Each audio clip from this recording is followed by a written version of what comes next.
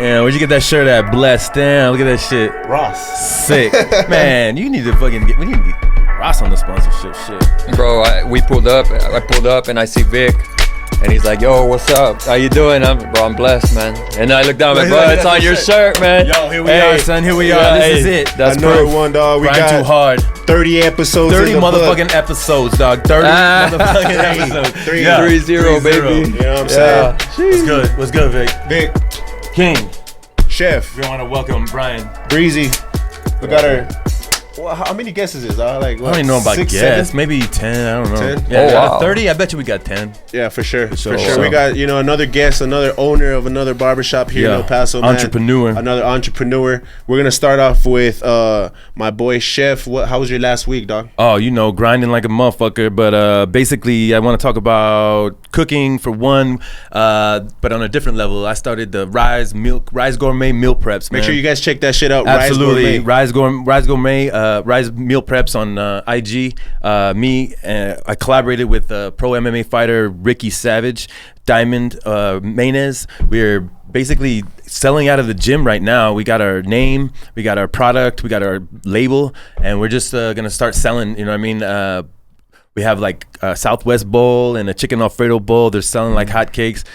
Diversifying the menu, getting everything down packed. We're gonna start renting a kitchen. We're gonna start, increasing production. All I gotta say is blessed, you know what I'm saying? Because in the beginning it was meal preps just to get inside the people's doors, you know what I'm saying? I want to cook inside your house, and they're like, I don't get it. It's crazy how it did kind of like a whole revolution. Whole 360, you know man. what I'm saying? Like it went back to the meal prep. Crazy, yeah. I never thought it would happen that way, and it wasn't in my sights, you know what I mean? It wasn't in my sights to do meal preps again. When Ricky approached me, he said, listen, I see your IG, I see the quality of food that you put, I see the passion you have.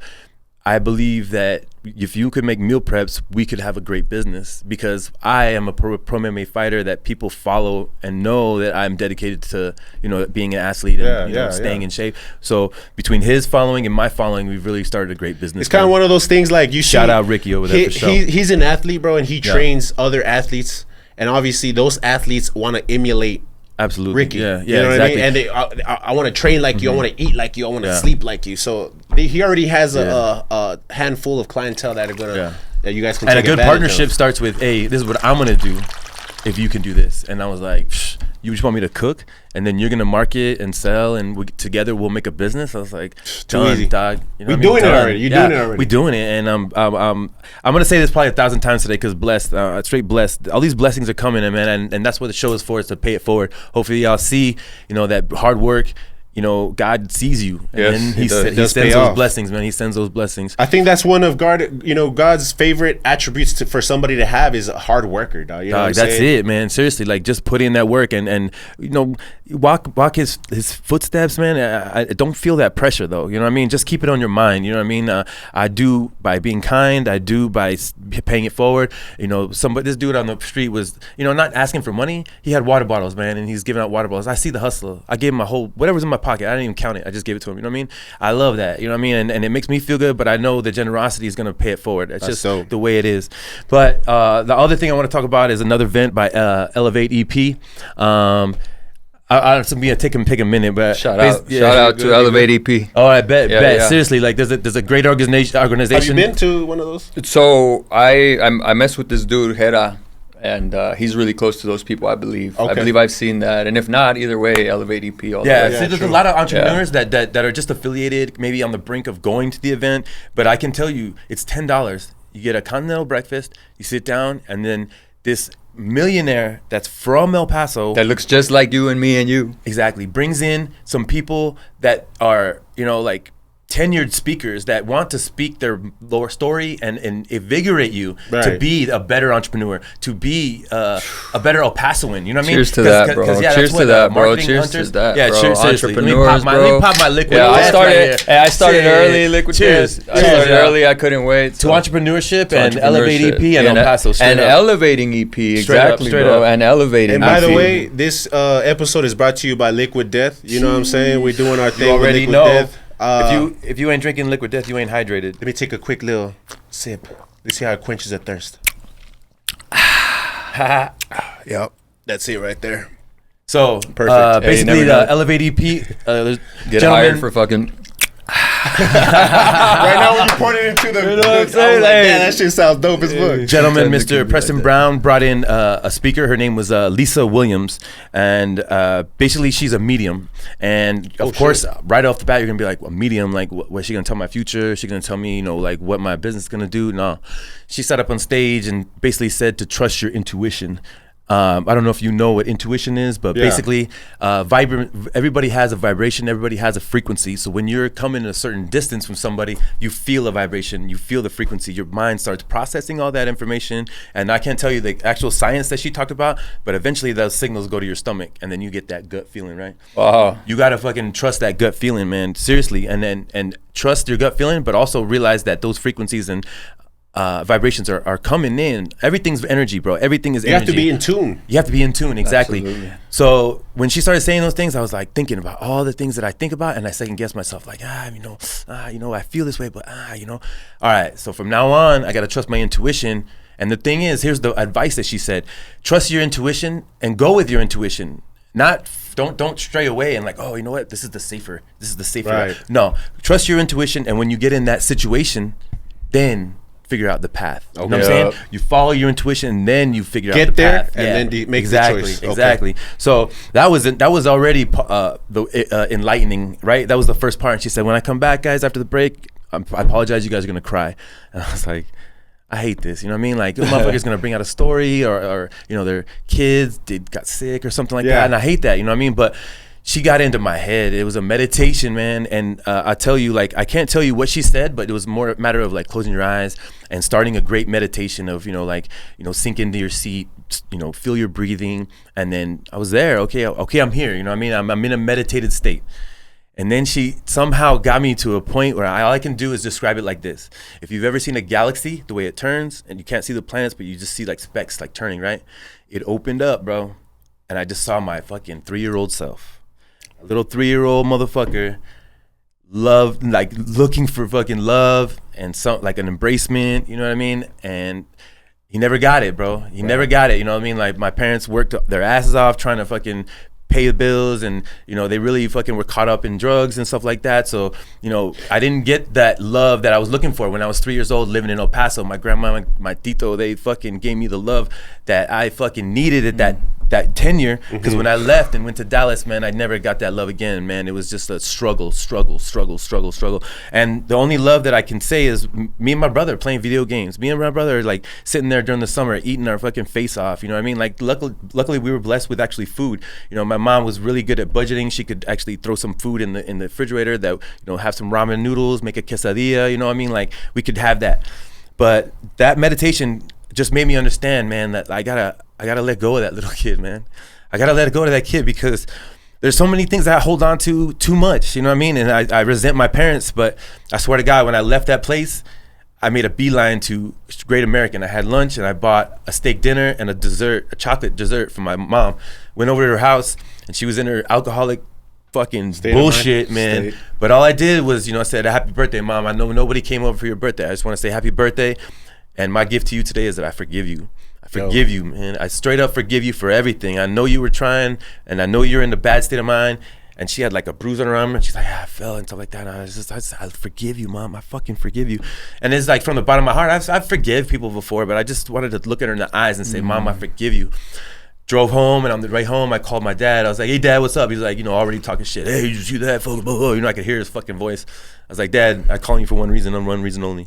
I just want to let you know, like, you did a lot of shit, and I know you were trying to be a man, but I just forgive you for all the bullshit that you put me through, like, straight up. And I could tell he cracked a little bit, you know what I mean? But he was like, yeah, man, thank you. I needed to hear that, you know what I mean? We had a little good conversation, talked about the Cowboys, talked about the Miami Heat, Jimmy Butler, you know what I mean? And then we fucking hung up, you know what I'm saying? But I just got to say, everything happens for a reason. Yeah, you needed closure in that aspect of your life, dog. And that little 3-year-old man, he can rest, bro. You know what I mean? He can just chill and shit like that. So he can grow up. He can mature. He can understand. Absolutely. He can become like. And that's me, man. And that's who I am now. I've changed that little 3-year-old that's struggling and looking for friendship, looking for love. And I've changed to realize that I love myself, dog. I realized that I love myself. You know what I'm saying? And through that I can love other people. You know what I'm saying? Like, it's been a blessing to be part of Elevate EP. appreciate Mr. Preston Brown bringing these people, Ruben Alvarez inviting me to go to these events. It's really been an enlightening thing, and I will take the baton and keep doing the best I can as an entrepreneur. Period. You know what I mean? I just want to give you big props, dog, because I mean a lot of men, you know what I'm saying, like they're not willing to put their feelings out there on the line like you just did. And I saw, you know what I mean, I seen some tears trying to, you know, squeezing out. You held them in there. Yeah. You know what I'm saying? But a lot of men aren't willing to do that, dog, and open up and actually admit to the resentment that they're holding on to their lives and shit. That's like that, you know what I mean? And a lot of men can't. Bogs you down, man. A lot of men don't even know they have resentment, bro. You know what I'm saying? They just like, all right, this is the way I am. But like, why though? You know what I mean? And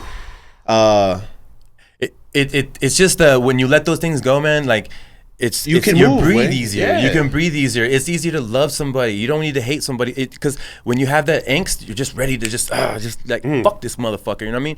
And I don't want to be like that no more, man. I just don't. Like this kindness thing that I've changed my life to, it works way better, bro. It works way better, man. And I'll continue to fight anybody or not argue with anybody that says that kindness is not the answer. Like straight up. But Vic, how's your week, dog? I know you've been through some shit too, bro. You know what? This last week, bro, was every week is an intense week for me, bro. You know what I mean? I feel like when I feel things are going smoothly, I can expect something not to go smoothly. You know what I mean? So last week on Tuesday, I had to go out of town. I fucking drove out to Tucson last minute to pick up 2 barber chairs that I needed, because the ones that I ordered for the shop, they just wasn't fitting the vibe. You know what I mean? I needed it to be uniform. Yeah. So I ordered 4 new chairs off of Amazon. I was going to set everybody up with a new chair. And after I put one together, I was like, yo, this ain't it. You know what I mean? I'm sure you feel like that. You have a certain look to your shop that you want to oblige by. Certain aesthetic, Yeah, certain aesthetic. So when I put it together, I was just like, nah, this ain't it, man. So I found 2 in Tucson. I said, let me return these 3. Returned them. Shout out to Tucson. Shout out, came back on the first in the same day or whatever, and that's why I missed on Tuesday. Did you get some In-N-Out burger? I actually got some shit called what was it called? Nah, it wasn't good. You should have gone to In-N-Out. This was better than In-N-Out. This was better than In-N-Out. Better than In-N-Out. I forgot what it was called. I forgot what it was called. But all right, let's go to Tucson. Yeah. If it was better than In-N-Out, for sure you remember the name. It was like, that's bad, dude. I don't know. You're right. But it's because like it's one of those things that people don't even know. I didn't even know it was out there. But it was like, I mean, I seen the pictures. Foley's or some shit like that. I don't know what it was called, man. But the burger was hands down better than fucking In-N-Out, bro. Hands down. Wait, was it Portillos? Portillos. I remember seeing that, bro. Portillos. Well, they call it Portillos. But I see Portillo. Like Tucson, bro. A lot of white people. So we went there, dog. We ate. We fucking I hit up the dispensary, bro. You know, got what I needed to get, and I came back right after that shit. As soon as I get back, I dropped the chairs off at the studio. Boom, knock them out. Come in Wednesday. I'm excited. I got 2 new chairs. I'm ready to put up the extra stations. I'm excited, and then just like drama. You know what I mean? Drama with a particular. You know, one of the Drip Squad members was feeling some type of way about, you know, certain things that was going on in the shop and shit like that. Yeah. But my shit is I'm not gonna pinpoint the certain situation or what it was about or even who it was. Yeah. But what I came out of that, dog, after we had a little powwow, and it was like 2-hour powwow where we actually talked about it and shit like that, and I kind of had to drag it out of him. You know what I mean? Because how many barbers you got in your shop, dog? There is 6 barbers, a braider, and somebody that sells clothes. So there's like 10 people in there. 8 of us. 8. You know, I only have 5. And we got our videographer, so 9. Oh, so he's in there daily and shit. Who's that, Rex? No. Shout out Book of Micah. There you go. He's Sarah's husband, so one of the girls, one of the women that works there. So it's a tight-knit group. It's 5 of us, dog, that are really in there. Yeah. And when shit gets uncomfortable, it's not like these 10, 12, 14 groups where you kind of can't tell. If something gets uncomfortable, you can usually tell, yo, there's an issue. Yeah, you know, there's something's wrong with this guy. Mm-hmm. So, you know, after probing and trying to get it out of him, he finally spoke his mind and shit, and we got to the bottom of it. But one thing that I want to, you know, put out there is the fact that as a boss, bro, I'm getting paid rent. My rent's getting paid. So I could really give a fuck about how you feel if I'm that type of boss. You know what I mean? But I'm the type of person in a leader that I want to like make sure we're coming to work in a positive attitude, positive. You know what I mean? Because all I speak is positive. I can't have no type of animosity. I can't have no type of resentment. I can't have no type of drama being included in the shop that's full of that I built off positivity. Yeah, bring the vibes down. And I built that shop off of positivity, dog. You know what I'm saying? I built that shop straight up off of believing in myself and being happy, you know, being kind to others. And your hard work, dog. And I mean, my from hard top work. to bottom, you know what I'm saying? The paint on the ceiling, paint on the walls. You know what I mean? That's, one thing, as I said, bro, is like, yo, communication is key. We gotta be able to be open with each other and talk about those tough situations that we run across, because if we don't, you waited 2 weeks to tell me what was really bothering you, and look where it is at now. Imagine if I hadn't brought it up. Imagine if I said, fuck it, that's how he's gonna be. Some owners do that, man. They're moving. They're moving. They don't got time for that. And honestly, bro, I just couldn't have that, man. I just couldn't have that. I couldn't have that type of energy around me. I've noticed it right away. I'm real big on like, why is he moving like that? You know, so I nipped it in the butt. We handled the situation, and now things are better. But I'm not gonna lie. And this is the thing that's kind of bothering me, dog. And tell me if you feel the same. After I had that hard, difficult situation or conversation or whatever, the next few days I'm like, yo, it was really bitching about this shit. Like, it really got to that point over this small thing. And even till now, I'm like, it's the ego, it man. It made me look at him differently. It made me look at people differently. And I was just like, yo, even though it was hashed out, I'm like, when is it going to happen again? Because it is.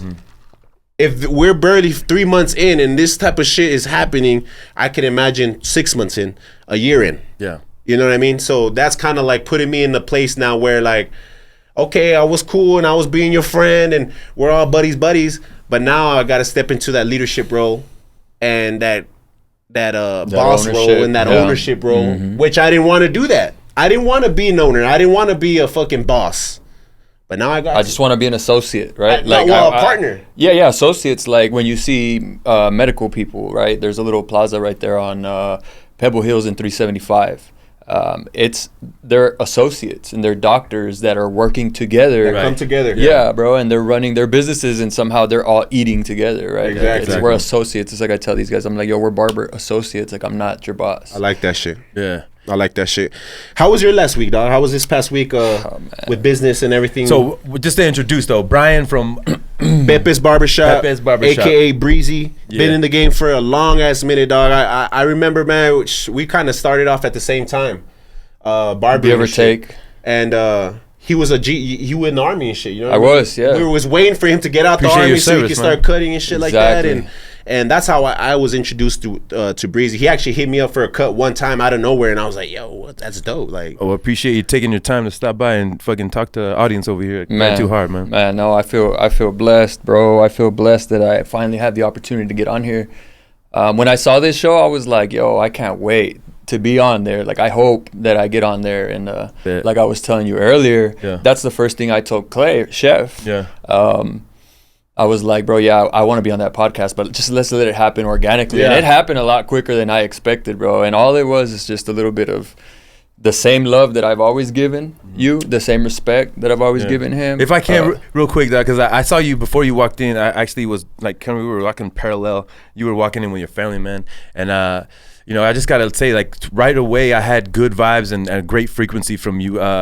I mean, first of all, I no disrespect, but your lady's beautiful, but it looks like she's like a ride or die. She looked like she got your back like a motherfucker, and then you look like you respect that like a motherfucker, and you're just doing nothing but trying to please her and make the aesthetic better. Your kids, they're beautiful kids, and they were sauced out just like daddy, but like me, I try to buy the best shit for them and they don't really like it. I feel like they were trying to, that your kids want to be that vibe. It's a great, beautiful family, man. So I just want to say, before I even met you, before you even said hi, Chef Clay, like, it was great vibes, man. You carry great vibes. Definitely goes away to see you move with your family, because I feel like a lot of barbers, they go to an event and like they leave the girl at home, they leave the kids at home. You know what I mean? This is a Barbie event. Try to flex, and I'm gonna go be by myself with the boys. You know what I mean? But seeing somebody, a barber, family orientated, bringing his whole family to this, that's like gives me motivation because that's what I'm about. You know what I'm saying? Like absolutely. When I have my son, I want to have him with my girl at the barber events, and no shame about it or nothing like that. Yeah, I ride out with my family and what, you know what I'm saying? Absolutely. So, bro, it like there's never been a cooler time to be a husband, dad, to be loyal, to be respectful, to be willing, to be comforting, to be understanding, to be supportive. 100%. You know what I mean? To be at peace. Like right now, it's fucking cool to be that father, that 100%, husband. Man. You know what I'm saying? Absolutely. And you're right. Much like respect, Doug. My Much wife's respect. Sexy as fuck, bro. And I always tell her, you're gonna make me famous, right? But but you know, like for you to perceive her that way, like you're absolutely right. Like you can stare her down, she'll fucking laser you like Medusa, homie, turn you into cement. Like she ain't fucking with you, bro. And it shocks me, like when I'm like, yo, a woman like this should have whatever lifestyle she wants, but to see the loyalty, to see the places that we've gotten together, I mean, don't think that, you know, this wasn't overnight, bro. Like most people invest their energy into their businesses, into their finances. Like I've invested so much time and energy and loyalty to my relationship that it's flourishing, man. And no relationship's perfect, man. I don't want to say that it's no, for sure. You know, something like I'm not better than anybody, or we're not, right? No, like I've seen you with your wife, the way bro. you want to, and that's. I've seen you with your wife, bro, and I've always, bro. I think that's one of the ways we've connected, because every time it was about you and her, I was like, yo, that's success. Yeah. Yo, that's dope. Yo, I love to see it. Yo, I love it. I love it. Like to find out that you guys had kids, bro. I was like, bro, praise God, man. Bro. Everybody, you know yeah, dog, and that's why. That's how much I followed this man. That I know from the family side of how I respect you that way, from what I've seen, right? True. And you're right, bro. Like, essentially, you know what me and my family are doing? We're representing the Chicanos all over the world, bro.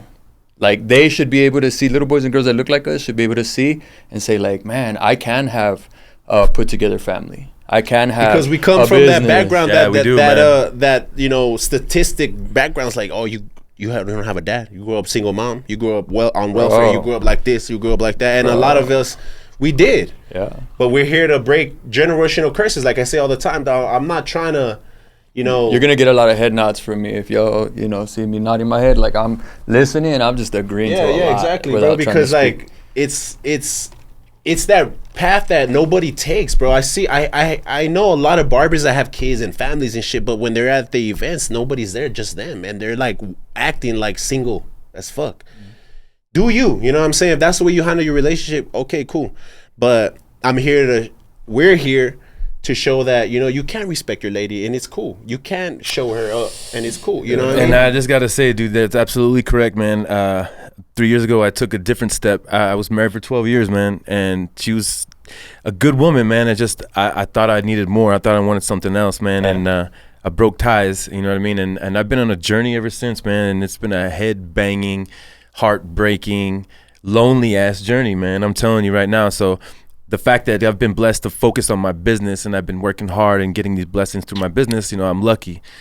Because, yeah, man, I understand how things can go when you don't have the business success, and then you lose the best thing that could have happened in your life. You know what I mean? So the shit money can't buy. Yeah, the shit money can't buy, dude. No matter how successful, $1 million, $1 billion, $1 trillion, I own the earth. If I don't have a lady or someone next to me to share it with, it's not worth it. Yeah, bro. Somebody you can be vulnerable with, bro. Yeah, like the person that watches you cry, bro. The person that listens to your insecurity. The not gonna let you fall, bro. Man. Yeah, like this is what I say. I can't praise that woman enough. I always tell my girl, because she's like, especially at the event, she's like, damn, babe, like I've never seen you be like that person where you're like talking to people and so confident and stuff like that. And you know, I'm like, this is who I am 100% of the time, but when I'm with you, you get that 110%. You get that extra 10% where I can feel vulnerable. Yeah, that's soft. I can talk to you on a, you know what I mean? Feel like a little kid talking to his. And that's all men want, honestly. That's all men want, is to get home and be vulnerable. You know what I mean? Let go of that whole fucking armor that you've been wearing all day long. Armor, you know? Yeah, you know. Bro, you said it just right, bro. Because we warriors out here, dog, a lot of as men, you know, drop the sword, you know, take the helmet put it off, up, you know, and leave it at the door, and then you know, be able to show and bear your emotions to her and bear your feeling, and not even that, not even to be like some like corny Even if shit. it's just lay, you know what I'm saying? That's just that vibe right there, that frequency, you know what I'm saying? That's high. man. So That's a real high. Take us on the journey of Pepe's Barbershop, dog, because I know you've been around for a minute. Like I said earlier, I looked up to you because of the fact that you're still here. You know what I'm saying? Like, Shout out Pepe's Barbershop. Shout out Pepe's Barbershop. Pepe's Barbershop, Texas. You know where And it's I've at. seen you, like, I've even told myself, like, damn, he's still in it, dog. You know what I'm saying? No disrespect. Because I'm like, yo. Business in general, man. As an entrepreneur, yeah. And that's like, it drove me to, like, not to say, like, oh, if he could do it, I could do it. But it was just like, man, you're by yourself in a commercial spot. And I'm sure the bills were like boom, boom, boom, boom, boom, stacking up on you and shit like that. And you're by yourself. And I'm sure there's months where you were going month to month and you were like, I don't know how I'm going to do it, da. I felt that, bro. You know what I'm saying? I felt that up until maybe 2 months ago where I'm like, once everything started clicking, now I'm like, okay, I could try and not make worry some about bread. that. You know what I mean? I could try and make some bread. Yeah. So take us on the journey, bro. It started off as Stay Tailored. Yeah. So what brought you to do your own thing? I know you were working with MRK for a while, right? You guys were kind of like hand in hand type shit. I don't know if you want to touch base on that. Yeah, let him tell a story. Where does it start? Where's your story? Oh, start? shit, man. Well, I remember back in the day. Well, fuck, bro. So I always said that if I had the opportunity to tell a story, I'm gonna tell it the way I remember it. Yeah. So the earliest barber that I remember seeing was Marcus.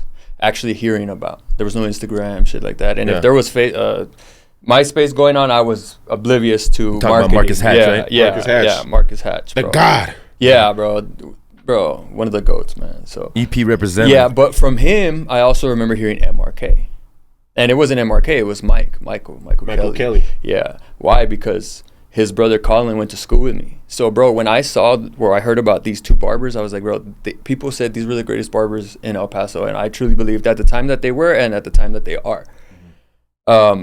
So working with him, bro, at some point was an honor, man. I learned a lot from that dude, and anybody that works with him, you can see the difference, bro, because he's a coach, man. He'll teach you.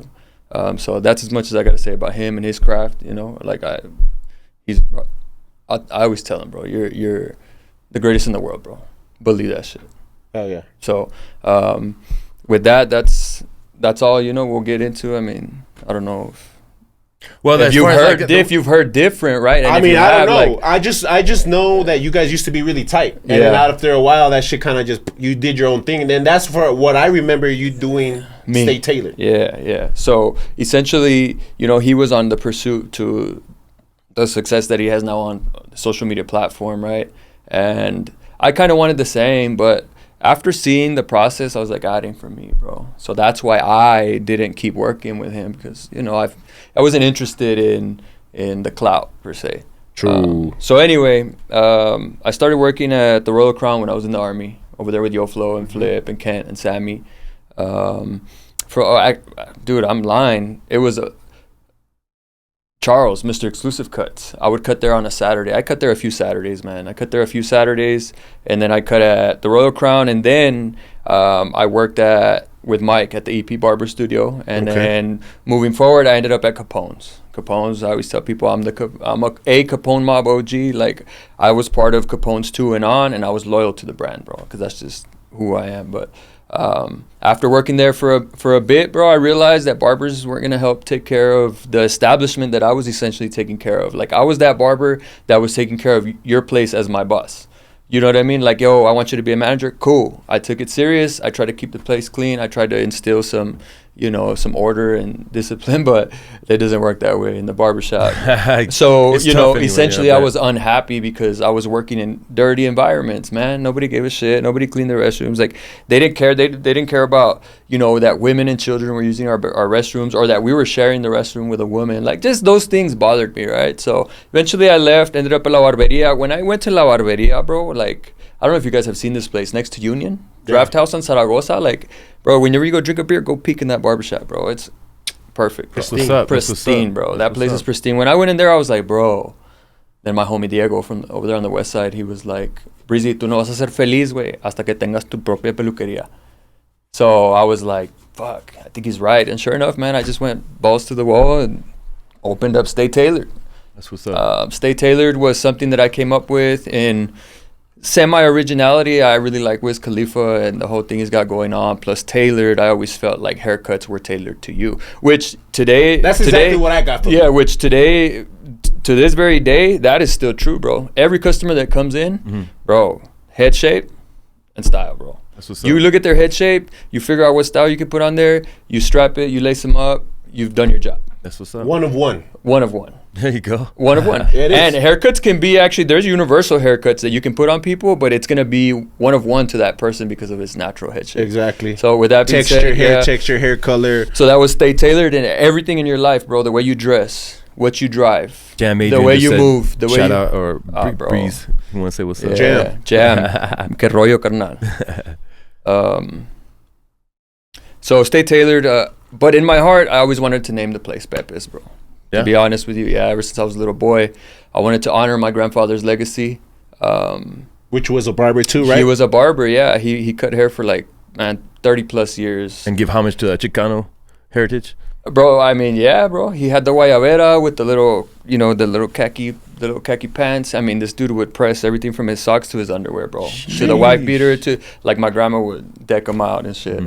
Creases in the pants. Yeah. So he was representative, but he was Mexicano, bro. He was from Juarez. They were from Durango or something like that. But he came over here looking for a better life, man. He worked for somebody else for 30-something years at Ascarate Barbershop. And eventually he opened his own Pepe's Barbershop, man. But what I remember is that he opened it, and literally months later, he got terminally ill with MS, bro. Oh, my and God. that's around the time when I started touching clippers. I was 14, man, with my homies. Excuse me. Might have passed that on to you, man. Yeah, excuse me. So, we came from the hardworking class. So at some point, my mom couldn't take us to the salon anymore because there was no barbershops. And we started cutting our own hair. So from there... I picked up the trade, and when my grandpa got terminally ill, I remember him pointing to his closet, man. That was the last communication we ever had. My mom opens the closet door. My mom's like, ¿Qué quieres, papi? Like, he's pointing. Damn, I just thought about something, bro. I'm sorry. No, you're good, man. You're Take good, your bro. time, bro. This is what we're here for. Yeah, 1,000. My mom being in the... just You're good. It's crazy because she had to communicate with me like that. So my grandpa points at the fucking closet, man. My mom opens it and she's trying to guess what he wants, right? He keeps pointing. Pulls out this little tote, bro. Badass little chrome wall clipper, bro. All of it. It was a heavy clipper, corded, with a red lever. I don't know which clipper that was, but I'll never forget it. He wanted his mustache trimmed, bro. He wanted his mustache. Once she opened it, bro, he went like that. And then my mom was like, ¿Quiere que le cortes el bigote? And I was like, okay, cool. Luckily, bro, we were lining up with clippers, with the clipper back in the day that I knew to clean up his little Chicano stash, bro. He would do the little Chicano stash, essentially, man. And anyway, so I feel like that day, heredé el don. It's when I got, speaking of tattoos, it's when he let me trim his mustache, when Michelangelo or he gave it to you right there. He fucking passed it on, dude. That's all I know. Fire, El don, he passed it on, bro. Yeah, and I always felt like I would honor his legacy somehow if I cut hair, right? And finally, when I had Stay Tailored, bro, it didn't feel right because every time I would tell somebody Stay Tailored, as a matter of fact, I think it happened with Vic. Yo, how do you spell it? Yo, what does it say? It happened when I went to go sit in his chair. It was a bad marketing name, bro. It didn't work because it was spelled Taylrd. I tried to make it unique. I tried to tailor it, right, to me and to what it was going to represent. But after 2 years, man, I went with my heart. I decided to rebrand to Pepe's, bro. And from there, everything went good. That's what's up. For about 6 months. From the 2-year anniversary, we changed the name. 6 months later, they start the construction. No mames. This construction has been going for over 4 years. We're going on year 5. Yeah. Poking ass. City of El Paso, City of Horizon. Elevate EP. Get on it. Get on Elevate me, shoot. Shit, Silver Engineers, get with it, yo. What's up, El Paso, man? Damn. So that's a sad thing that's going on, bro. So that happens, right? Then 2019, the great pandemic, bro. Sheesh. Oh, man. So from there, it was a battle, and I think everybody has the same battle from COVID to now. Yeah. So now where we're at, we're just continuing to move forward, bro. We're still continuing to operate the same way. I still promote independent, barbers. And I want to ask, though, during that time when you were going through the pandemic and shit like that, and there was a lot of help for businesses. Did you take advantage of some of those government assistance? I definitely tried, and I was helped twice. GCU, thank you. Yeah, that's what's up, man. Yeah, well, bro. I mean, shit. I mean, I But I wasn't helped like others, bro, with hundreds and thousands of dollars. I wish, bro. I wish it was small, bro. It was something like 14 G's. But I mean, Something either like way, you know what I'm saying? If you have a business and Covered that's rent what the for the government, year. that's what we pay taxes for, you know what I'm saying? Like, we're not supposed to fall on our asses like that, you know what I mean, as business, because the economy is built on small business, you know what I'm saying? So for them to reach out, for you to reach out is just part of being American, man. So you did your thing, man, and you were able to keep the tracks growing, you know what I mean? Yeah, like, yeah, it helped me, bro. It really did help me, bro. I paid my rent, I think, for like 2 years because they helped me back to back. So bobbing and weaving, trying to get through bro, it. bobbing and weaving, bro. You trying to weren't get through lying, it. man. Yeah. Like, it You really got was. to, dog. Yeah. You got to, bro. Luckily, I'm just one employee. I just, did my thing and just kept going. And I was blessed too. People were like, oh, you're gonna have to shut down because people aren't letting people in people's houses. That was the first like 6 months, and then all of a sudden people were like, nah, I need you in my house. I don't know what they're doing behind there at Burger King and fucking even Whataburger. Yeah, you know what I mean? exactly. So, yeah, come cook in my house, and luckily that's how I latched on to a little bit more controlled environment and shit. Exactly. Yeah, bro. In my case, I started like midst of the pandemic and shit. It was kind of like dwindling down already, but in all honesty, I thought it was gonna be like a long-term thing. You know what I'm saying? So that's why I got the establishment, so I could have like a private setting in case shit does shut down. Right. Like, shit, I'm still open. Yeah. You know what I mean? That's where I was going with it. I wish I would have thought that Strategery. way. But then it just fucking went away. Like, now COVID's still around, but it's like the flu now, you know what I'm saying? So it's still deadly. It's still, affecting people in bad ways and shit like that, but it's not how it was 3 years ago. Right. You know what I'm saying? And I got to give it to this guy, bro, because honestly, that's just like 3-4 instances where he could have given up. He could have stopped and said, fuck, they're not constructing fast enough. We got to get out of here. Pandemic's here. We got to get out of here. Yeah. Construction's still there. Construction's still there. You know, Just like Leo Messi, man, we gotta have that vision, man. We just keep our eye on the fucking prize. On the prize, you know what I'm homie, saying? You know what, dog? All shit aside, this shit's really good, bro. Liquid You Death. already know. It's true. That shit's fire. Pour it in a double cup with some lemon. Man. But one thing that really sticks out to me from Breezy, bro, is that he's giving me a few shit for free. Like, he gave me a vacuum. The vacuum that you see where I brush it. Yeah. He fucking just donated it to me, bro. Where he could have literally been like, "Yo, I got this shit for sale, man. $80, whatever." He's like, "Yo, come pick it up." Well, it was for sale. Like, I'll label it, and then depending on who reaches out, I might be like, it's free for you, homie. That's what's up. I definitely understand that. Like, for instance, some of my knives that I spent some money on, man, these motherfuckers that come in and cook for me, I bless them, man. I just give them the knife. You know what I'm saying? I'm not waiting for them to buy a knife. Use a good knife. Here you go, man. That's what's up. That's what's up, bro. You gotta bless people in that way, because when you don't have good tools, man, it boosts your game to get this great tool to set your aesthetic to a different level, dude. Tools are big, man. Hey, as a matter of fact, I have, I think, 3 or 4 anti-fatigue mats in the back of my truck. So I've been trying to give them away, but What are those? There you go. What- Shout out- anti-fatigue somebody- mat, the little shout out mat, Breezy the if y'all mat, need the that badass shit for your mat, shop. Bro, I Oh, paid for like, your garage. bro, dead ass. I almost paid like $200 for each one, and I don't know if that's a lot or a little bit, but I got them from the Pure Sauna website. Pure Sauna gets down, bro. It was legit, but I found out that I don't need them. I'm not saying that somebody else might say opposite, but I believe I believe more in like the barefoot vibe. Yeah, where like same, if I can, the closer to barefoot that I can get, bro, the stronger I feel throughout my day. Exactly. I can go 15 hours, bro, on my feet, no problem. Before I couldn't even go 2. I'm telling you, bro. We fucking. Yeah. We OGs here, dog. Like, you know what I'm saying? I don't know a lot of people that be cutting like that nowadays. 10, 12 hours no more, bro. You know what I'm saying? And Shit, I'm about to start doing Thursday, Friday, Saturday like that because of my situation, man. But you know what I mean? And I just want to give a big shout out to Breezy's mama, dog.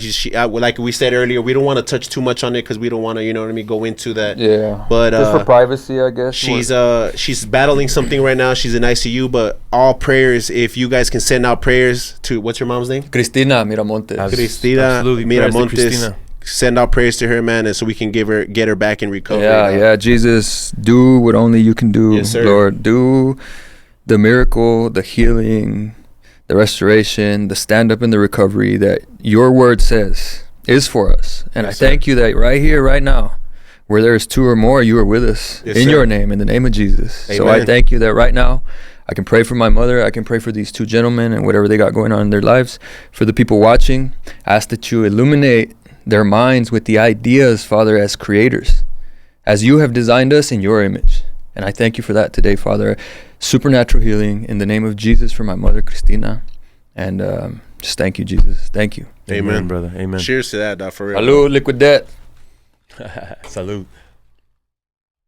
So on that note, real quick, since we said liquid death. My bad, man. I felt like it was... Shit, dog. That's we want that, bro. That's we the type need of that, dude. That's the type of shit we ask for, dog. You know what I mean? Not nobody's throughout this whole show. Nobody's really busted out with a prayer like that. Yeah, thanks for and I love that shit, dog. The podcast, bro. I love that shit, bro, because it's like it reminds me of like DMX. You know what I mean? Bro, I love DMX, bro. After a hard ass album or a concert, after a hard ass album or a concert, at the end of that concert or album, he's gonna make you cry through prayer, and you just heard the most illicit lyrics in the world, bro. This nigga's talking about killing people, fucking, you know what I mean? All sorts of shit. Yeah, he's a fucking hitman. And for him to fucking, you know, bring out a prayer that he's designed personally, and you could hear the tears in his eyes, you could hear the fucking screech in his voice, bro. And that shit always, it's bringing me to goosebumps right now, dog. Like, it's just like one of those things where you're like, damn, like, okay. You know what I mean? You felt it. And I just felt that shit right now, bro. Like, honestly, appreciate that, man, for real. To live is to suffer. I wish I could take the credit, man. I wish I could take the credit, but it would be wrong of me, man. We gotta thank, we gotta thank God, bro. Without getting preachy and stuff. I didn't mean to do that. No. It's just I figured if you're asking for prayers, we might as well pray one. I'm big on faith too, bro. Like I'm not a, you know what I mean. I've stated it before. I'm not a church going guy, but I have faith. You know what I'm saying? I believe in God, and I believe that God is in me. We're not here alone. You know what I'm saying? I believe that God is in me. So to me, it's kind of like he's giving me every single ability that I could possibly have to be successful. Yeah. And it's up to me. That's where that free will comes, where it's like, I leave it in your hands now. You know what I mean? I kind of feel like that, where it's like people say, oh, it's because of God. Yeah, it is. But he gave you the natural ability to do it. It's because of you. He wants you to take control of the wheel. Yes, exactly. Yeah. I just gave somebody that advice today, man. And he wants you to know that he's always been there for you. Just like somebody told me one time, bro, though you shunned me, I'm still here. Bro, she was like telling me my whole story, bro. And her name's BJ, bro. Jerry Barber's wife.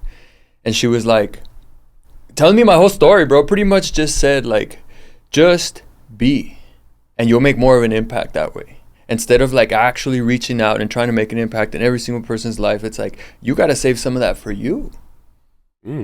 Yeah, save some of that fire for yourself, dude. Straight up. But at the same time, like another one of my homies in Chicago, he was like, bro, everybody in your life needs to see you at your best.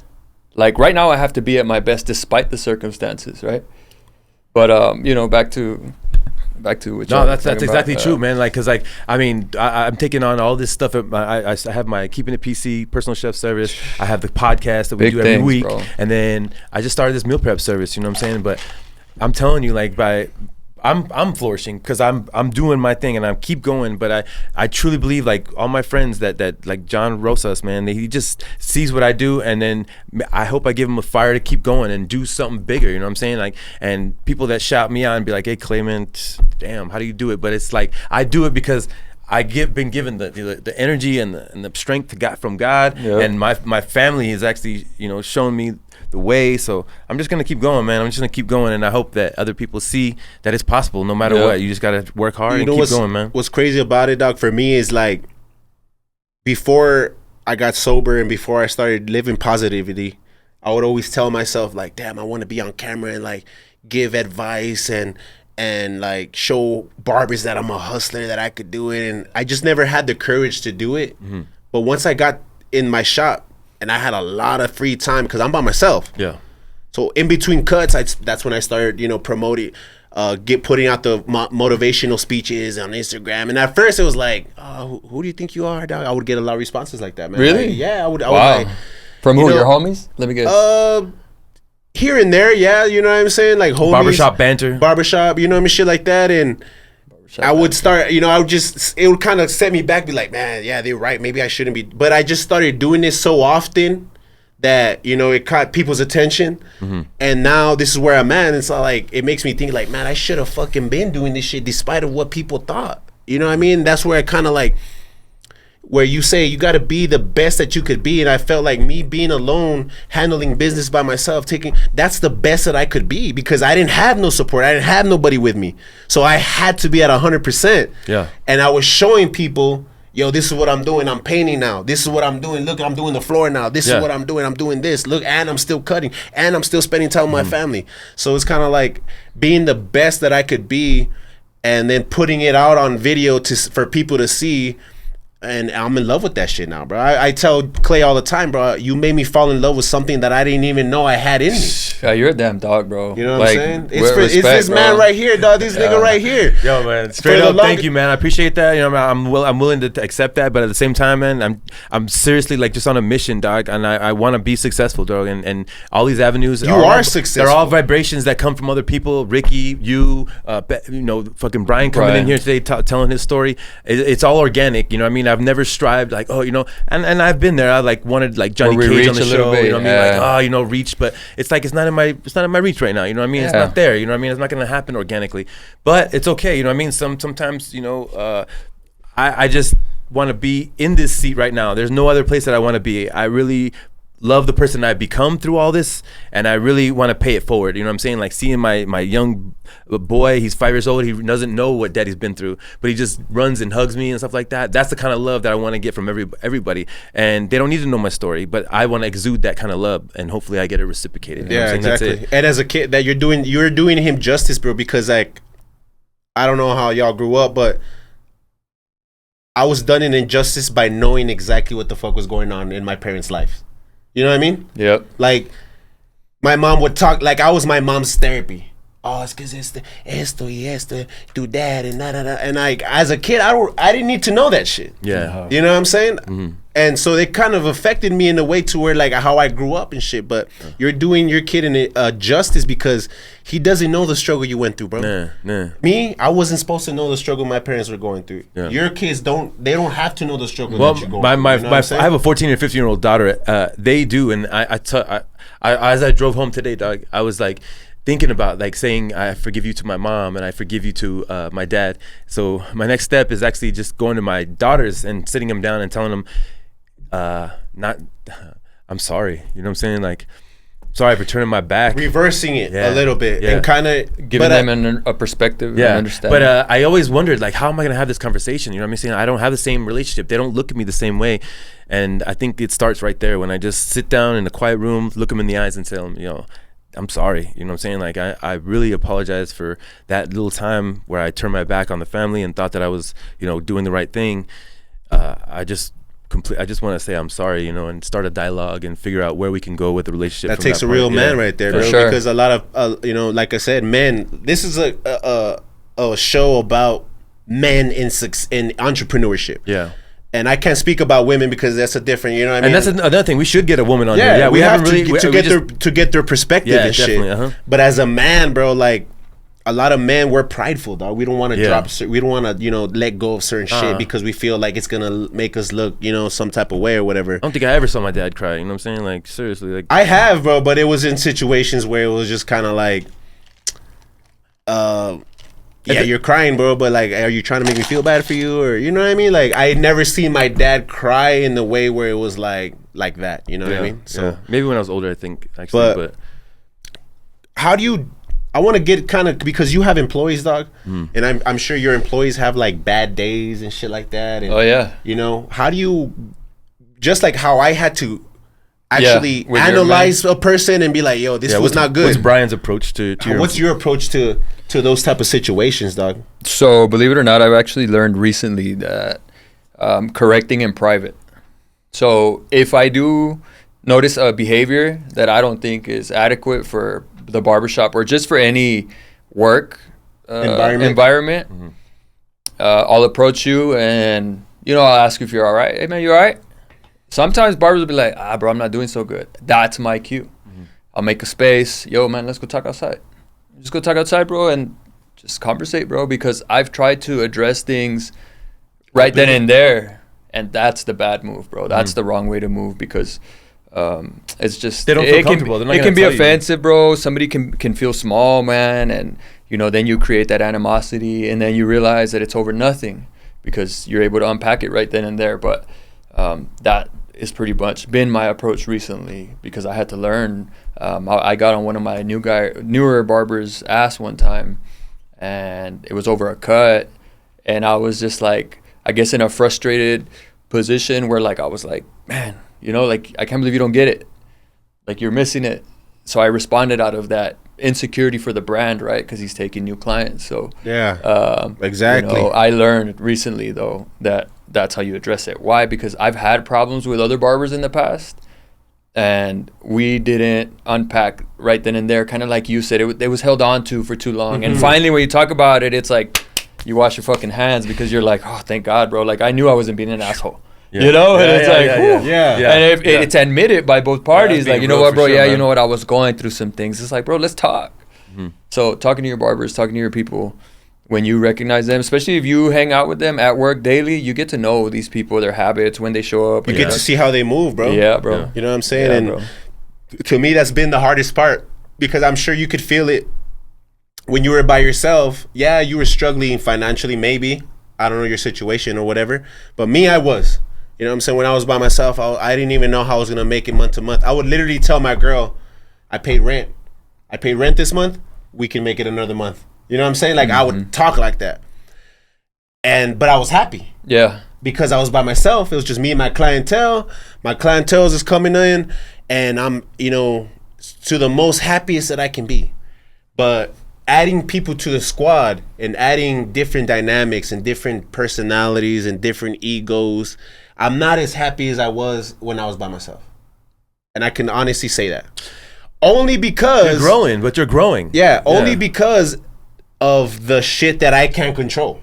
Just like situations that come up where, you know, he was holding on to it for so long that I was like, yo, what's going on? From an entrepreneur standpoint, though, I just got to let you know, man, that's part of growing, man. I've been slow to pull the trigger after I lost my apprentice, dude, because I just don't feel like I'm a good boss or a good trainer or a good coach.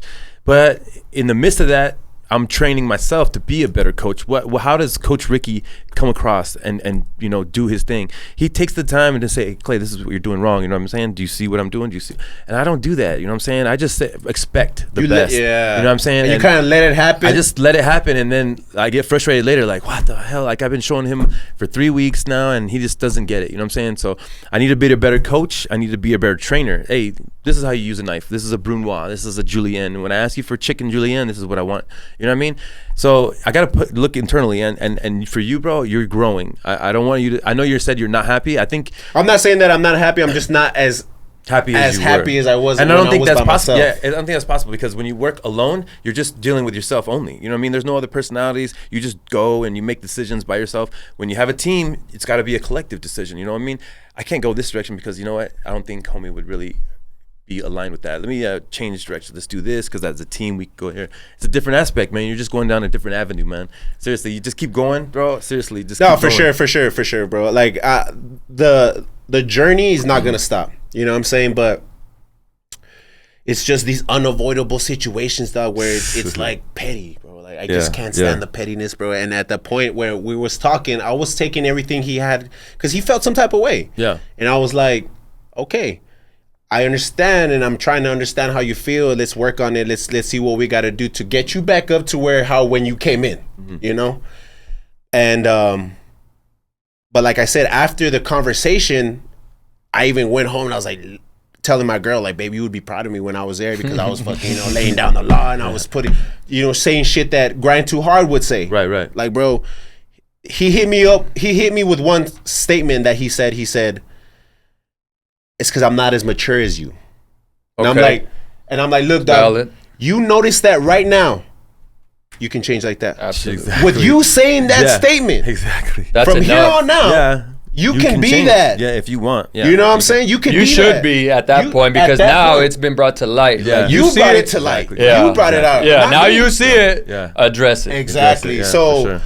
but after I left, and then after a few days, I'm like, yo, what the fuck was we really talking about in there, dog? You know what I'm saying? Like, why did it get, and even till right now, I'm like, it's boggling me a little bit, because I'm like, I just don't want a situation to come up like that over some pettiness. If it's on some real shit, okay, let's fucking hash it out. But if it's on some fucking petty shit where you yourself know you could be more mature from this situation, like, come on, dog. Like, you know what I'm saying? That's kind of like, and I can tell it's all angst, man. This is what helped me is obviously the meditation, man. When you start looking inward and figuring out why you feel a certain way, you know what I mean? Like, it's basically like you hold on to all these things in your head and you hold on to grudges and things, but also you're programmed by your parents and all the people that grew you up. Those are the people that programmed you and told you this is how you live life. This is how you battle problems and drama, you know what I mean? Like that was so brought it takes up a meditation to step back and be like, no, that's not what I want to do. Let me figure out who I am and how I'm going to approach this situation. Let me ask you that, Brian. When you have a headstrong barber or a headstrong employee, you know what I mean? That's kind of like not willing to take that criticism, not willing to take that word that you have to say to him. Well, how do you deal with that situation, dog? Where it's like bouncing around the topic, and you kind of have to hold back because he is who he is, type shit. So that's exactly it, bro. I try not to hold back. No, actually, I don't hold back. As long as you do it in private, right? If there is something that needs to be addressed with that person, they're going to respect you more for doing it in private, bro. If they're that headstrong alpha fucking dude, you know, they size you up. Bro, size me up all you want, man. Look, I'm being respectful, and at the end of the day, I'm speaking to you truthfully. And as long as you got those two things in private with that person, there should be respect, bro. The moment there's no respect, then there's no trust. If I can't fucking trust you, then I can't fuck with you, man. And that's the point where you cut somebody off. Hell yeah. Like, I can't trust Clay, man. He's talking about my wife, talking about she's gorgeous, bro.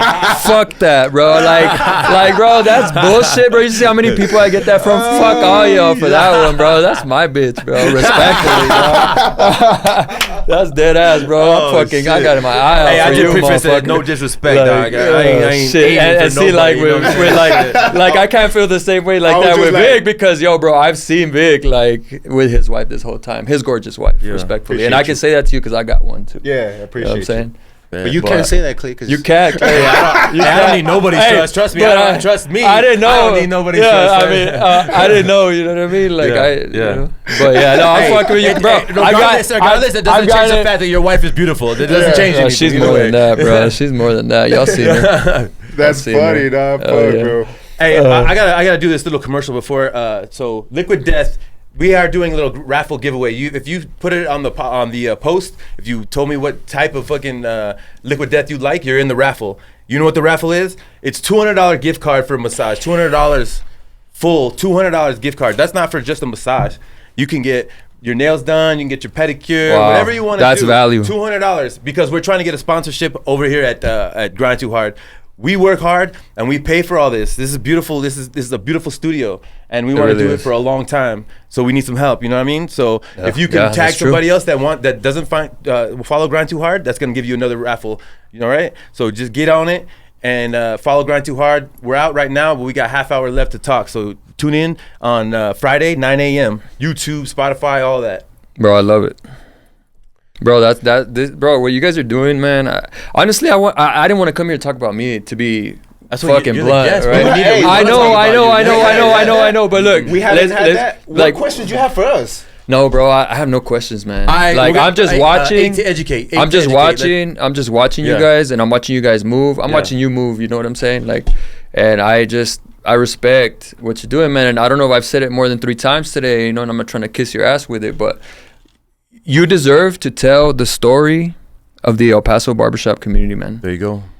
Tell the story, bro. Tell the story from, like, remember when we created the fucking I feel like I created the Capone's Trendsetters rivalry one time, and I want to actually clarify that, because me and Ace are actually fucking cool, and you can show this to him and he'll tell you yes.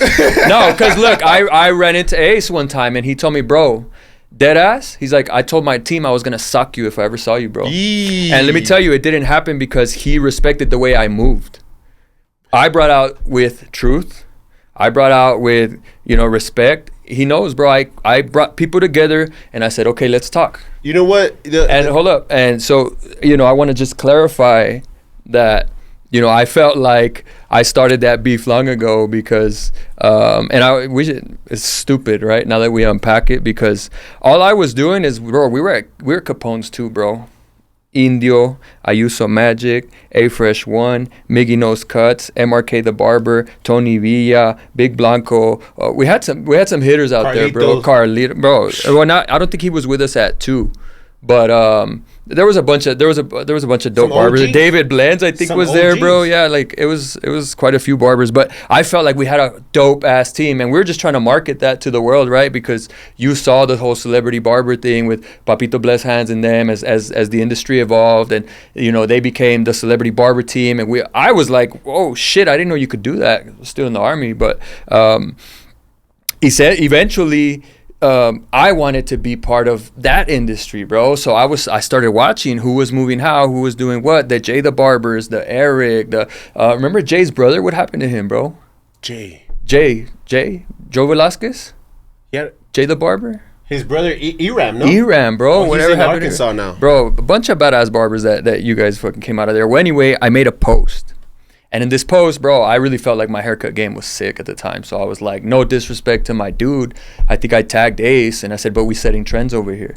Like wanting to say like, yo, we're cutting hair. You know what I'm saying? Just like everybody else. And I guess it was misinterpreted. And then we started with the whole paint thing. And it was just a whole bunch of hating, really, bro. It's because you know what it is, though? But like, I want to tell the story because I feel like people are still fucking... They don't even know why they don't like each other or why there's even a rivalry when we should be lifting each other up. Exactly, bro. And you know what, dog? To me, like when you join a shop, like Trendsetters and Capone's, badass fucking multiple establishments with multiple barbers, fucking 20 deep, 16 deep, whatever. You kind of embody this, like you embody the brand, and then you embody this like click vibe, like yo, this is a gang, this is the set, Trendsetter set, Capone set. But for me, dog, if I could have stayed Notorious, I would have. I didn't want to go anywhere. I didn't want to go to Capone's. I didn't want to go to Trendsetters. I didn't want to go anywhere, dog. I was forced to leave the shop. Damn. Because it was brought, the owner sold it and he didn't tell me, and so it was just kind of one of those situations where like I gotta leave.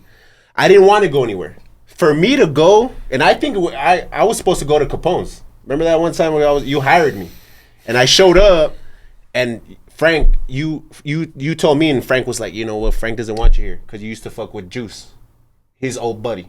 So I don't remember that, but I have like this vague. Oh shit, that happened, bro. Yeah. Damn, so. Bro.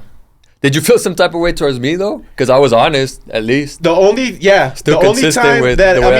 that I felt some type of way is like, fuck, I wish you would have asked him earlier, so I would have not been posted out there. I thought I had a choice. You know what I'm saying? When you tell me to manage your shop and I'm keeping your chairs full, like I thought you gave me the choice to hire. Like, true. Why wouldn't you want to hire this goat, bro? Exactly. So it was one of those things like, shit. So Capone's didn't take me. Next best thing is Trendsetters, and I didn't want to go there, dog, because I'm not saying that.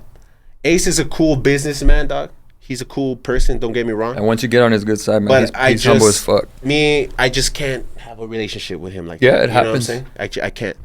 But I always give him respect because he's a fucking mogul in El Paso. Like, for real, really the one he franchised Trendsetters, bro. Like, you franchised a hood spot. Mm-hmm. Like, yo, that's fire. A big move. But at the same time, Capone's and Trendsetters is kind of watering down the market a little bit to me, because now you got 8 barbershops, right? And 3 of them are within 5-mile radius. Capone's the same thing. Back to back to back. It's kind of like watering the market down to where niggas like us, when we're trying to do our thing, it's kind of affecting it in a way to where like they really got to fuck with you to go to your shop. Yeah. Type shit. And how long did it take you to get barbers? How long did it take me to get barbers, bro? Bro, it's been 4 years since I filled the chairs. Exactly. Now we're all full, thank God. It took so long because of the saturation. You know what I'm saying? Like, it's hard, but that's, I think, where the rivalry comes from, where it's just like, yo, I'm Trendsetters, represent, blah, blah, blah, blah, blah, blah. I'm Capone's, represent, blah, blah, blah, blah, blah. But I want to be the set. I want to be Drip Squad to where it's like, yo, these fools only got 5 niggas with them. That's it. And they're making noise. And they're fucking bringing out fire cuts. Yeah. Like, damn.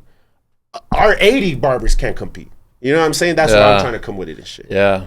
But that does take a really long time to build. You see what I'm saying? Yeah, bro, for sure. It's like, I'm always considering myself like the 300, bro, in the movie. Absolutely. 300. Small army, but they took over the fucking world. You know what I'm saying? So it's kind of like, that's how I'm trying to lead my team. That's why, even if it came up to a second location, I'm not going to try to flood it with 16, 20 barbers. I want it to be like good, solid 8 strong motherfuckers where we can, you know, still make some noise, but not take, you know, money from anybody else or making sure everybody eats and shit like that. I feel like, you know, the way it is now is kind of like just overbearing, bro. Yeah. And one of the reasons why I left was because, first of all, COVID. You know, shit was getting scary. I had to go cut at the crib. But it was just one of those things where it was that, and also too the way like business was being run a little bit. It was kind of like, I gotta get out of here. And I know that because I've opened shops for him. I've been a manager more than once, so I kind of know the ins and outs of what's going on there. You know what I mean?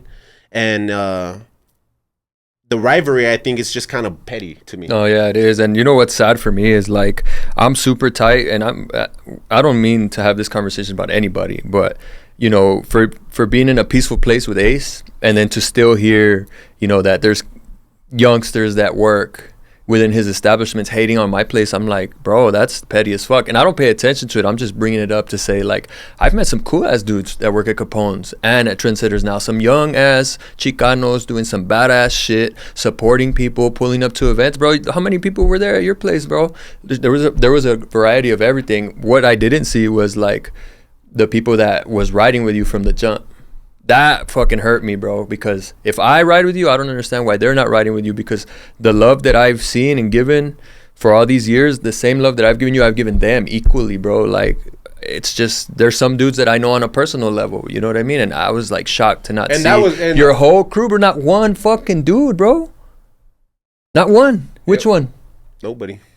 What the fuck? I know we're closer and better than that, bro. And the only nigga that was there really, dog, and helped me out through it was my boy, Clay. Which I just met. Bro, those tacos. You know what I'm saying? Thanks, sir. I appreciate that. Jam. But I've known Jam from before Trendsetters. Yeah. So I'm saying, you know what I'm saying? That's, when I first started the shop, bro, I reached out to old boy. Yeah. I'm like, yo, come to my spot. Give me some pointers, dog. What do I need to do to open it up? Nothing. After that, there was no type of communication. So I was like, okay, if I don't play for your team, then you can't support me. And that, and I'm cool with that. Yeah, well, because that's what works, man. But at the same time, those 5-6 years that I was with you on your team, doing the best that I could to help build your brand. How come it can't be just, yeah, dog, I got you, an hour of your day? Let me show up. You know what I mean? Bro, that's the thing that killed me, and that's the thing we talked about at the event, is that support for Chicano business. Mm-hmm. People that are in the Chicano world, dog, we hate. We don't like to see the next man come up. Huh. We don't like to see that shit. Even I had a situation where somebody's opening up a barbershop across the parking lot. And I felt some type of way at the beginning, but now I'm like, you know what? Do your thing, because it's not going to affect me. It's not going to affect me because I'm more than capable of what I'm doing. All I could do is preach what I'm speaking and preach what I feel, because I felt that. I felt no support from people that I've worked with for years and have built their fucking brand too. Yeah. I was Trendsetters too, dog. Bro, I still tell people like I'm fucking Capone Mob. Like that's my loyalty to that side of the game, right? But I think that you have to look at it more, not like what can you do for me, because it's more like what did you do for you in serving somebody else, bro? That's what allowed you to elevate. Exactly. Man. So, you know, just it's not a person or brand place thing. It's always going to be, when it comes to that, it's going to be a me thing, bro. And honestly, bro, that was a lesson that I learned when I asked them for help and I didn't get the help that I was seeking. It really left me to be like, okay, what did I learn, the do's and don'ts while being there? Yeah. You know what I mean? Yeah. And I learned enough to be able to do it on my own. It could have happened maybe sooner if I did get some help, but I wouldn't change it for the world, bro, because I could honestly say, like, I did this shit with nobody. All I did it with by myself, praises to the God and my wife. Yeah. You know what I mean? She was in there painting floors with me, dog. She was in there painting walls with me. She was in there fucking putting in work. You know, not anybody else. You know what I'm saying?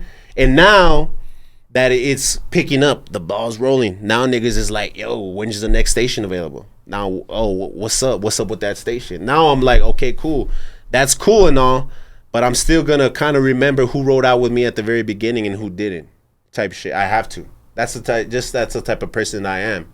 So it sucks, bro, because like I felt that, and I feel like hypocritical when I first came out and said that boy, across the parking lot was opening up a shop. I threw shots. That was raw emotion, though. That's how you felt. Like, recently, though? Yeah. Recently. This is happening. They haven't opened yet. Yeah. Damn, bro. And they got a podcast on the way. Bro. He's like emulating my style, emulating everything that I do. But at the same time, it's like, I can't even hate on you, dog, because if I brought that up out of you, then cool. Exactly, bro. Yeah, exactly. Often imitated, but never duplicated. Like, this is original right here. You should be grateful. You should find a way to like work with that person, bro. Like, but any entrepreneurs, I mean, I gotta shout out the next event, you guys. Elevate EP. It's gonna be November 18th. They're gonna bring in a man named Dr. Dennis Cummins. It's a real world strategies for all the entrepreneurs. All the entrepreneurs, if you're interested, go to this event, Elevate EP. You can follow them on IG. Buy the tickets there. I think it's gonna be $10 again, but you'll get continental breakfast, and then I'm telling you, you're gonna change your game. Change the game by going to these events. I'm going to that one for sure. I'm going to that one for sure. On my word, dog. I bet. Word. But you took 2 days. You almost took 2 days off. That's why I understand completely. You had to go to Tucson, and you can't take. And you know what, dog? I'm gonna bring it up because I felt like, oh, bro, I wanted to talk to you, but I feel like me and you are to the point where we can talk about it on the podcast. You know what I'm saying? I just don't want to feel like I'm falling off from this shit. Sheesh. You know what I mean? Yeah. I don't want to feel like, oh fuck, he missed again or shit like that. It's just like. But you want to talk about it, right? Yeah. But did you post anything for Grind2Hard this week? No. See, dog, that's what I'm saying. You gotta stay on it, dog. You gotta be like in it to win it every fucking day. You know what I'm saying? Like, and yesterday before I left, I had a fucking 12-hour day, full 12-hour day, and I still sat there on the couch and I made a video and I posted it and I fucking made sure that, you know what I mean? But if you want it, you gotta do it, bro. If you want it. If you don't, I understand, dog. I understand. No, bro. I mean, I'm out. Like, to me and you, dog, is like coming up. Yeah. We motivated each other. Big time, yeah, hell yeah. When I do something, you're always like, yo, dog, I gotta step my game up. Now that you have stepped your game up, I feel like, I gotta step my game up more. And I apologize too. I just don't have no more energy, dog. I'm really like using all my energy to keep this shit together, dog. I am fucking almost out of gas in a way. And I keep posting stuff like that because, dog, I really am feeling it, dude. Like, it's not like depression. It's not like, oh, I'm giving up. It's just like, it's so much, bro.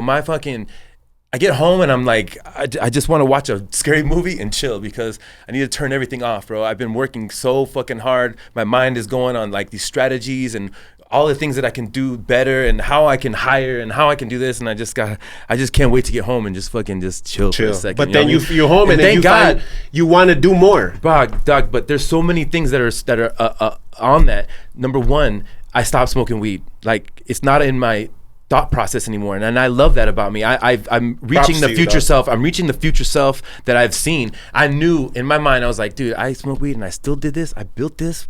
I know I see a future self without smoking weed. I'm gonna do some big fucking shit because it clears my mind. I'm more confident and I'm not fucking unmotivated, period.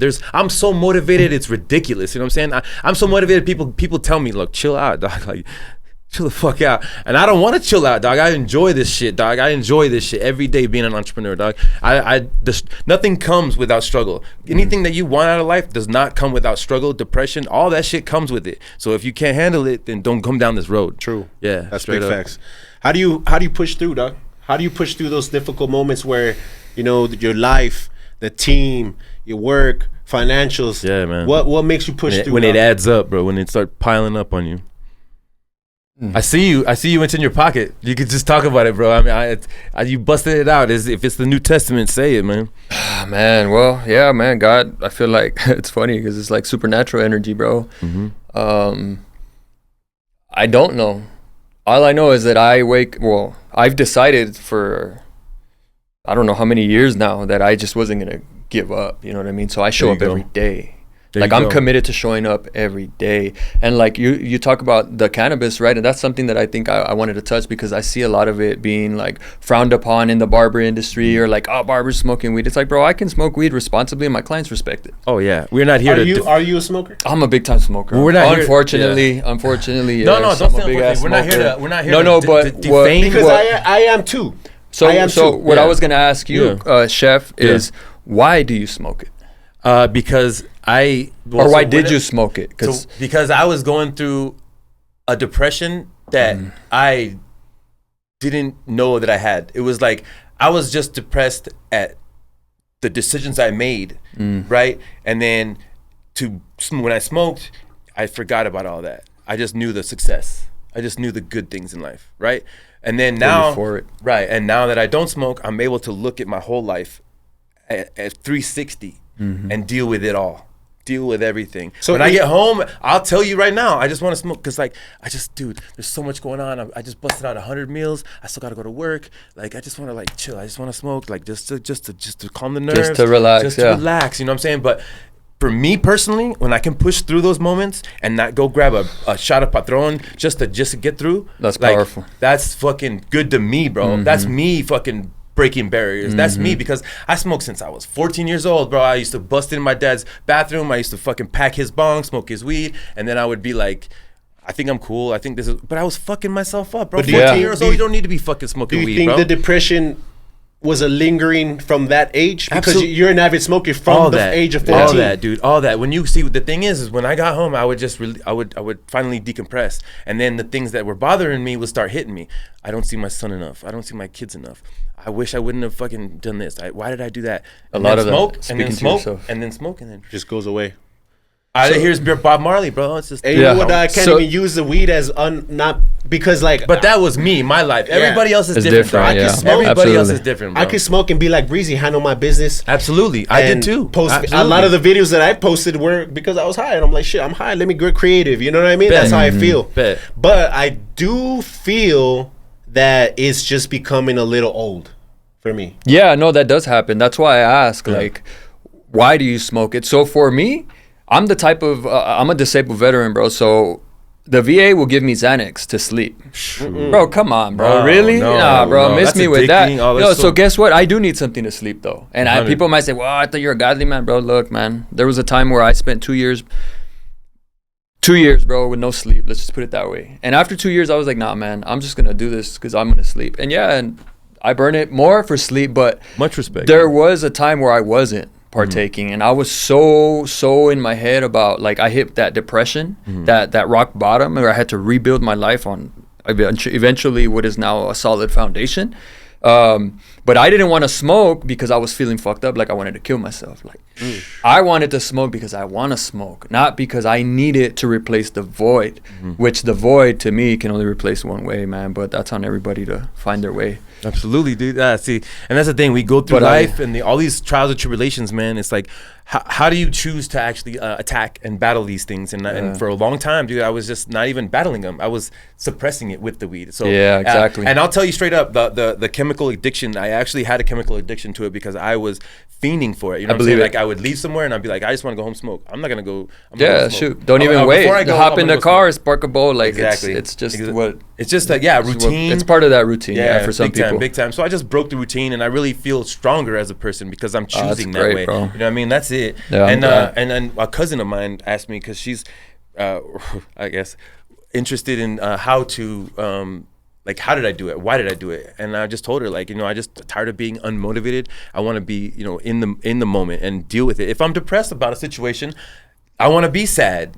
I want to be sad and then deal with it. Like, how am I gonna fix it? How am I gonna go talk to that person? And it's been a better life, man. It's just me personally, man. And my mom's an alcoholic, so I'll never go down the path of alcoholism. You know what I mean? So. I do need to find different ways to actually, like to release, you know what I mean? So, but you got working out now. You're working out, dog. Thank the Lord Jesus. That's absolutely. a big. Thank the Lord Jesus. Kickboxing has changed my life. I feel a physical meditation. I feel a stronger, mentally, physically, like sharper. Absolutely, man. You gotta get the blood work. Do you play that? Do you work out? I do, bro. Yeah, I'm up 4:30 a.m. and I'll go make sure that I can break a sweat. See, I'm saying this is changes, man. It changes your life, dog. That's serious shit, man. one of the questions that, Baby Joe, he talked to me the other day. He's like, bro, because I usually leave the shop. I try to leave like Monday through Wednesday. I'll try to leave by 5, 6 to go be with my girl. Yeah. And then Thursday, Friday, Saturday is just boom, boom, boom, boom. Right. You know what I mean? That's the schedule. So when I leave those days, sometimes it's 4, sometimes it's 3. It just depending on my schedule. Yep. And I'll be leaving. They're like, where you going, dog? Where you going? I'm like, bro, I'm done for the day. I don't got no clientele or whatever. Kick it with us. I'm going to go chill with my girl, dog. I got responsibilities. And they're like, what do you do when you get home, bro? What do you do? Like, No, that's exactly it. Like I can go lay right next to her fine ass in her little jammies, cuddle up all next to her all warm. If it's that or not, bro, it's just like I wake up at 6 in the morning, dog. You know what I mean? Yeah. And I'm trying to get to that 4:30 spot. I'm trying. Bro, it's just as hard at 6 as it is 4:30. Yeah. Just try it. So I wake up, and this is why I explained it to Baby Joe. Because I'm like, look, dog, what time do you start your day? He goes, well, I get here like at 2. And I'm like, what time do you wake up? He's like, probably like 12, 1. I'm like, bro, when you wake up, when you get here, I'm already fucking half my day is done. Yeah. So for you to get on my ass because I'm leaving early, like I'm leaving on time because I've been up since 6 o'clock. I got my workout in, I got my clientele in. I'm working up until 5, and then when I leave, what time do you think I go to sleep? He's like, well, I don't know. Well, I go to sleep like 9:30. Yesterday, dog, I was like, it was 7:45. Yeah. 9:30, dog. I was trying to watch a movie with my girl. She can't. With the kids. Wake up, and I'm like, bro, I can't. Like, I'm done. I'm done by 9:30, 10 o'clock, fool, because I wake up. Putting in work, because you're putting in work. Because I'm putting in work. But I wish I could put in the work that you're putting in right now, but only a single man can put in that kind of work. Yeah, that's the truth. Like, that's the truth, and that's why I'm taking that blessing. That I'm actually working as much as I can, as hard as I can. But I do see, a light at the end of the tunnel. Hopefully, like you said, that was great advice. I don't really think about that actively enough, but I do want to put that business in somebody else's hands, let them run it because I built it, you know what I mean? And that's what we're trying to do too, bro. Like, at the same time, I want to ask you too, when do you see yourself stepping away from the chair? Realistically. So seems like a deep question to a barber. Wow. How old are you right now? I'm 35. 35. So we're about the same age. I've been cutting hair for a total of like 22, going on 23 years. That's how long my grandfather's been dead. So I kind of base it off of that, right? I don't see myself ever not cutting hair, bro. I want to be that $100 barber, but it's gonna be like with all my clients as old heads, where like 5 of these dudes still pull up and they're dropping that 100 piece, every week to the crib, because my dream is to have my fucking rancho and have my just everything, bro. My barbershop, my rancho, my kids, my grandkids. I have this paradise image in my head, Don't lose that image, man. Hell yeah. That's that future essentially self, like I'm trying to get to a point where like I just want to live like I'm retired already, bro. And I could do that if I wanted to, but I got some young hungry barbers at the shop, bro, and they make you young though, right? They make me want to grind. But yeah, as far as me stopping, bro, I plan to cut hair like they say, bro. Barbers don't retire, we die. Hey, we got a couple questions that we ask all of our guests. Right there, one that we remember, because we wrote them down and we lost our notepad. But the one that I always remember is if you could help us define the line between cockiness and confidence.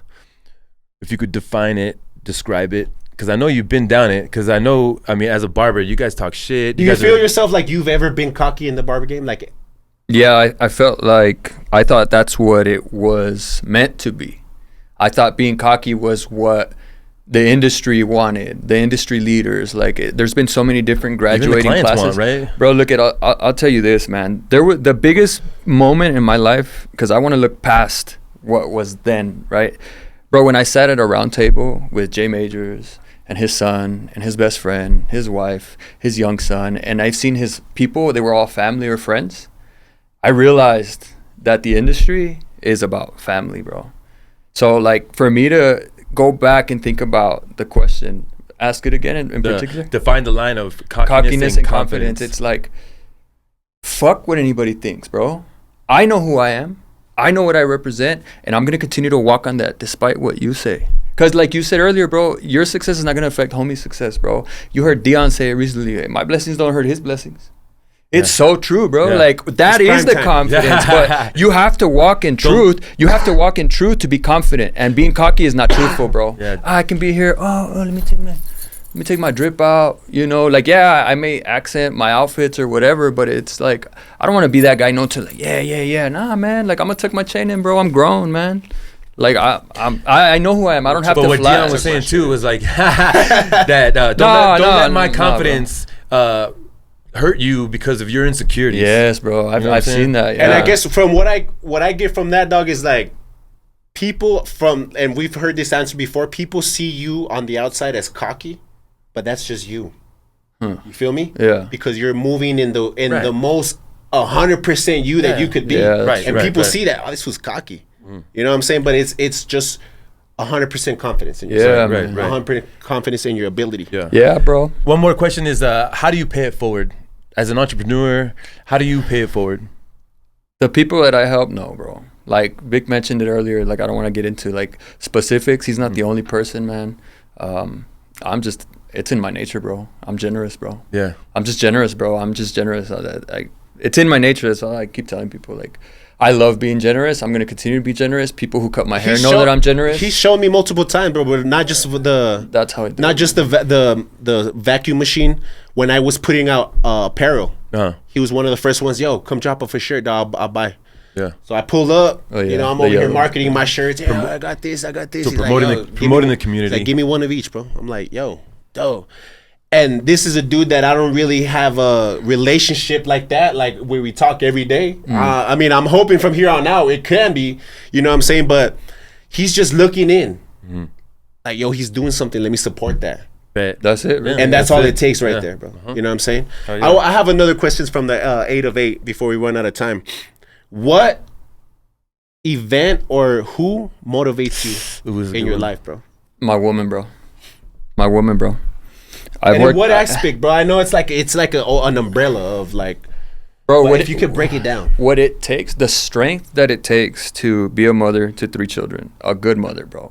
Like, her kids are clothed, their clothes is clean, their mouths are fed, their stomachs are full. They don't lack shit from her. Being a wife, bro, I'm such a needy ass motherfucker, bro. Like, for her to fulfill all my needs, it's incredible because I demand so much of her. That's energy right there, bro. She works. Full-time ass job, bro, because she's got, you know, she worked to get her degrees and now she's, you know, chasing a bag.